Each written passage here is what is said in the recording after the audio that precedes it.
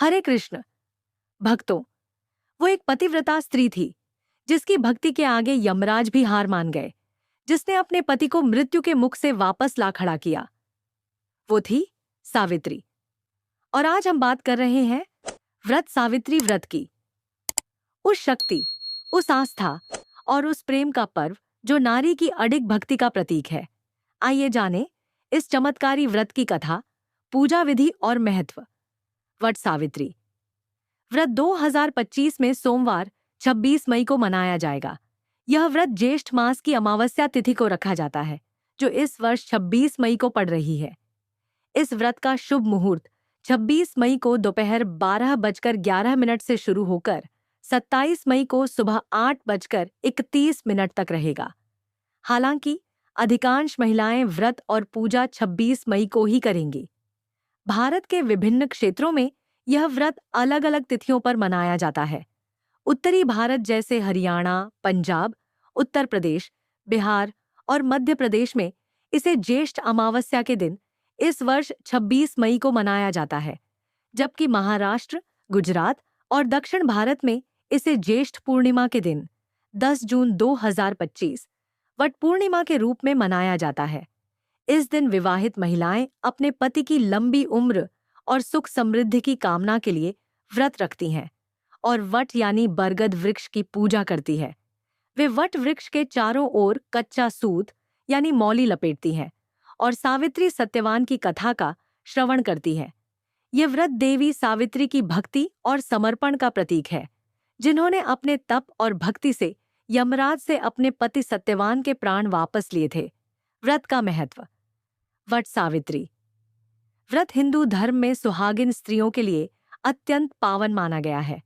यह व्रत हर साल ज्येष्ठ अमावस्या के दिन उत्तर भारत में और ज्येष्ठ पूर्णिमा को महाराष्ट्र व दक्षिण भारत में मनाया जाता है। इस दिन वट बरगद वृक्ष की पूजा की जाती है। मान्यता है कि वट वृक्ष में त्रिदेव ब्रह्मा, विष्णु और महेश का वास होता है।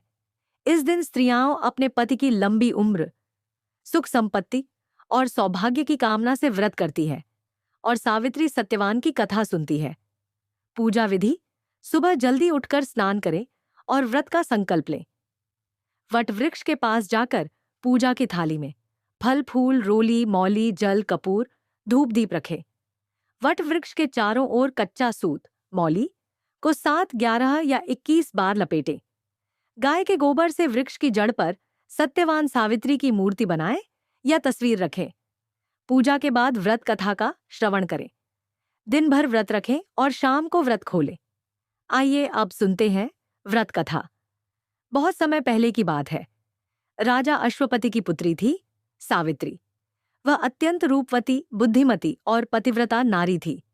जब विवाह का समय आया तो उसने सत्यवान नामक एक वनवासी राजकुमार को पति रूप में चुना। परंतु एक आश ने कहा, सावधान, सत्यवान 1 वर्ष में मृत्यु को प्राप्त होगा। किंतु सावित्री ने निश्चय कर लिया, मैं उसी को वरण करूंगी, चाहे उसका जीवन अल्प क्यों न हो। मैं अपने धर्म से विचलित नहीं हो सकती। सावित्री ने विवाह किया और ससुराल चली गई। वह हर दिन व्रत, सेवा और तपस्या में लगी रहती। जिस दिन सत्यवान की मृत्यु होनी थी, उस दिन वह उसके साथ जंगल गई। सत्यवान लकड़ियां काट रहा था, तभी उसे चक्कर आने लगे और वह सावित्री की गोद में गिर पड़ा। उसका प्राण निकल गया और तभी यमराज आए सत्यवान की आत्मा को ले जाने। सावित्री ने उन्हें रोका, हे यमराज, आप धर्मराज हैं, धर्म कभी अन्याय नहीं करता। यदि आप मेरे पति को ले जा रहे हैं तो मुझे भी साथ ले जाइए। यमराज बोले, नहीं, तुम धरती पर ही रहो। सावित्री बोली, यदि धर्म यही है तो धर्म का पालन करने वाली पत्नी को पति के बिना नहीं रहना चाहिए। यमराज ने उसकी भक्ति, साहस और प्रेम को देखा। उन्होंने कहा, तू मांग ले कोई वर, परंतु सत्यवान को नहीं मांग सकती। सावित्री बोली, मुझे 100 पुत्रों का वरदान दो।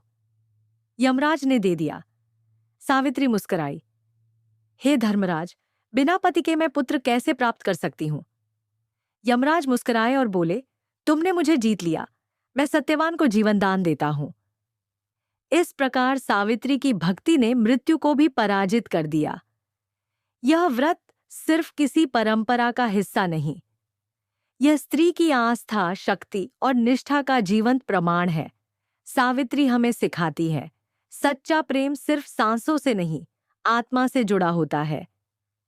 अगर आपको यह कथा प्रेरणादायक लगी हो, तो कृपया वीडियो को लाइक करें, कमेंट में जय सावित्री माता लिखें और इस भक्ति को अधिक लोगों तक पहुंचाने के लिए वीडियो को शेयर करें। अगर आपने अभी तक चैनल सब्सक्राइब नहीं किया है, तो अभी करें, क्योंकि हम हर दिन लाते हैं आपके लिए ऐसी ही दिव्य, प्रेरणादायक कथाएं। धन्यवाद।